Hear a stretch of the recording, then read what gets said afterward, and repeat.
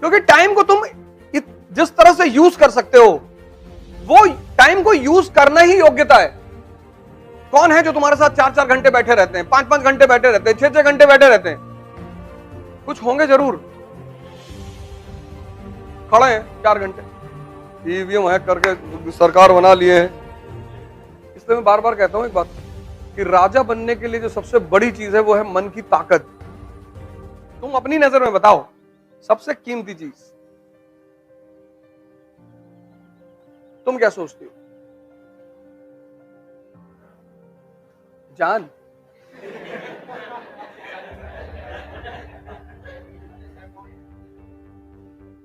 सही कह रहे हो, जान बहुत कीमती है।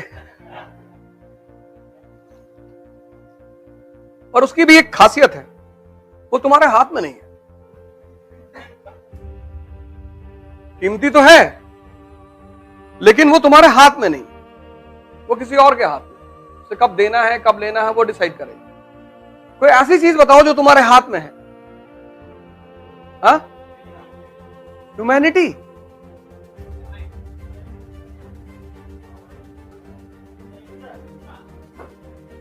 तुम अपना, you raise your hand, I last from you.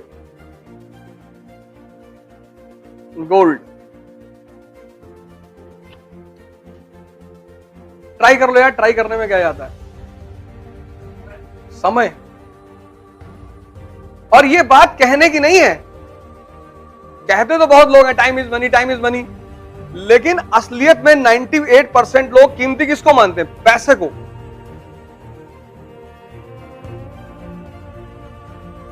%98 लोग दुनिया में पैसे को कीमती मानते हैं। जितने लोग समय को कीमती मानते हैं वो तो पता नहीं क्या क्या करते हैं जीवन में। तुम अपने अगल बगल गौर करना आज से ही, जितने लोग तुम्हें टाइम देते होंगे, जितने, आज से एक्सपेरिमेंट करना और डायरी में लिखना इसको, जितने लोग तुम्हें टाइम देते होंगे वो कुछ नहीं कर रहे होंगे। आज से ये बात गौर करना। कोई एक आदमी तुम देखना अपने जीवन में जो बहुत सामाजिक रूप से बहुत प्रतिष्ठित आदमी हो, बहुत ताकतवर आदमी हो, और वो तुमको टाइम देता हो। तुम्हें जितने लोग, तुम यहां बैठे हो, तुमको वही लोग टाइम देते होंगे जिनकी अपनी जिंदगी में कुछ भी नहीं है, और तुम उनको इसलिए टाइम देते होगे क्योंकि तुम्हें टाइम की कीमत ही नहीं पता।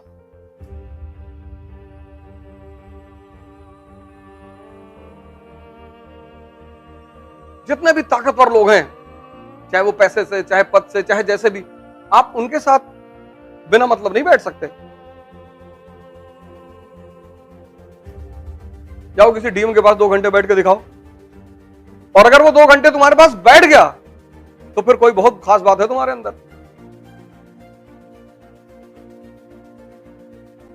क्योंकि टाइम को तुम जिस तरह से यूज कर सकते हो, वो टाइम को यूज करना ही योग्यता है। क्योंकि परिवर्तन एक दिन में नहीं होता। तुम आज गौर करना, आज से अपने जीवन में गौर करना, जाना और देखना कि तुमको कौन लोग टाइम दे रहे हैं। कौन है जो तुम्हारे साथ 4-4 घंटे बैठे रहते हैं, 5-5 घंटे बैठे रहते हैं, 6-6 घंटे बैठे रहते हैं? कुछ होंगे जरूर। खड़े हैं 4 घंटे, ईवीएम हैक करके सरकार बना लिए हैं। तो इस पीरियड में एक बहुत बड़ा आदमी हुआ, बहुत, पूरी दुनिया में तबाही मचाई उस आदमी ने, और उसका नाम है बुद्ध।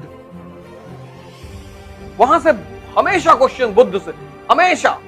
इतनी बड़ी पर्सनालिटी है बुद्ध, और मैंने इतना क्यों चर्चा किया? क्योंकि बुद्ध का सबसे ज्यादा बल पूजा पे नहीं है, ध्यान पे है।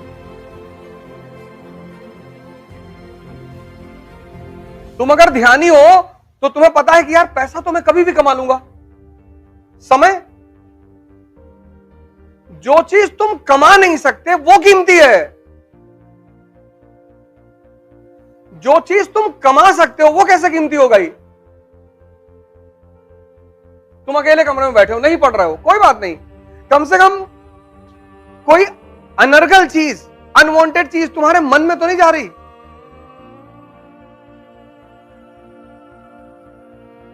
तुम्हारा ग्रुप अगर 4 लोगों का है, 4 और 4 क्रांतिकारी पढ़ाई में करने वाले लोग, चारों का सिलेक्शन हो जाएगा। नियम है ये सिविल सर्विस का।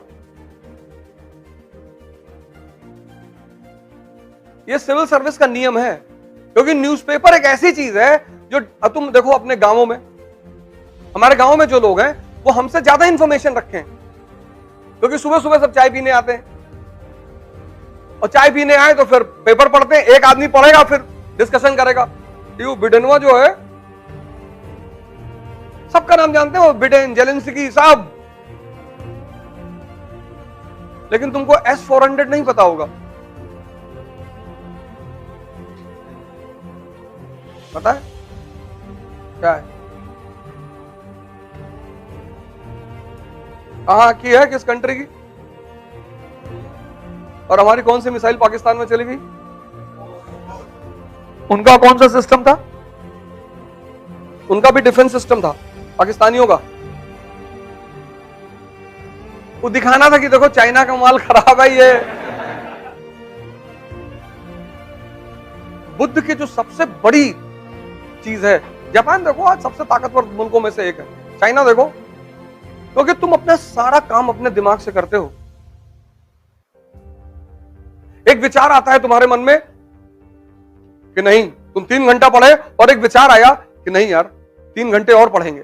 उस विचार ने तुम्हें इतनी ताकत दे दी कि तुम 3 घंटे और बैठे रहे, और तुम आधा घंटे पढ़े और एक विचार आया यार चाय पी लेते बाहर चल के। ये विचार दे कौन रहा है? मन ही तो दे रहा है। एक लड़का है जिसको मन उसको उठने ही नहीं दे रहा पढ़ने की मेज से। यार अभी 5 घंटा हुआ, कहां जा रहे हो, बैठो एक टॉपिक और पूरा कर लेते हैं। एक लड़का है जिसका मन उसे हर आधे घंटे में उठा देता है।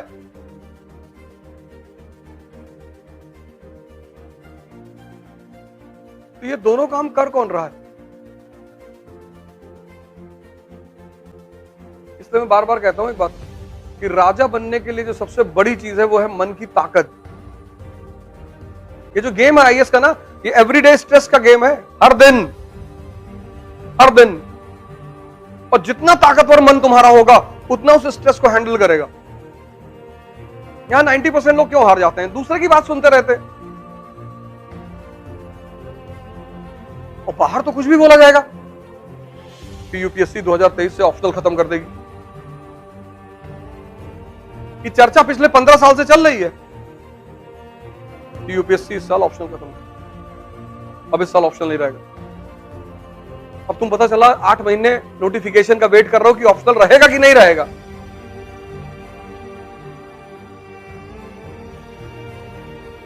बुद्ध को पढ़ना बहुत जरूरी, बहुत, हर आदमी को पढ़ना चाहिए बुद्ध को। बुद्ध किसी धर्म संप्रदाय के नहीं है, हर आदमी को। इसीलिए तो अंबेडकर ने बुद्ध पर इतना जोर दिया। लेकिन जो बात बुद्ध ने कही थी वही बात अंबेडकर ने कहा था कि मेरी मूर्ति मत बनाना, नहीं तो फंस जाओगे। लोग बुद्ध की भी मूर्ति बना लिए और अंबेडकर की भी।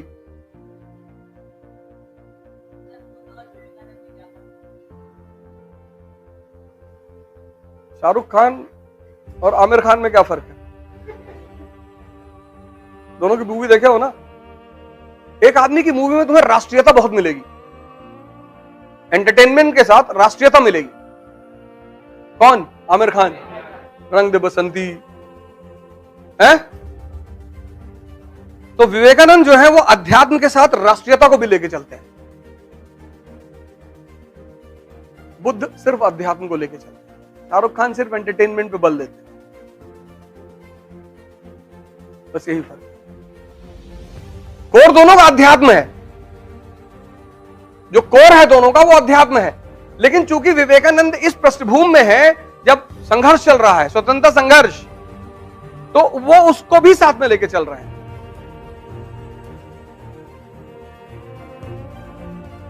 नहीं, सवाल तुम्हारा सही था। क्लियर?